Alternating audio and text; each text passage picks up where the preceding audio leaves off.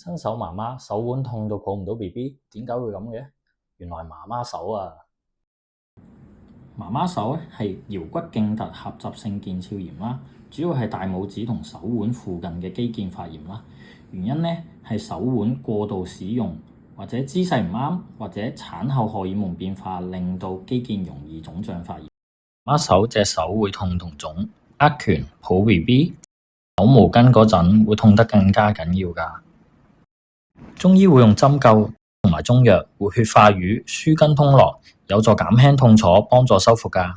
你可以按壓手腕附近嘅陽溪穴同合谷穴啦，然後每日熱敷，帶護腕保護手腕，減低復發嘅風險。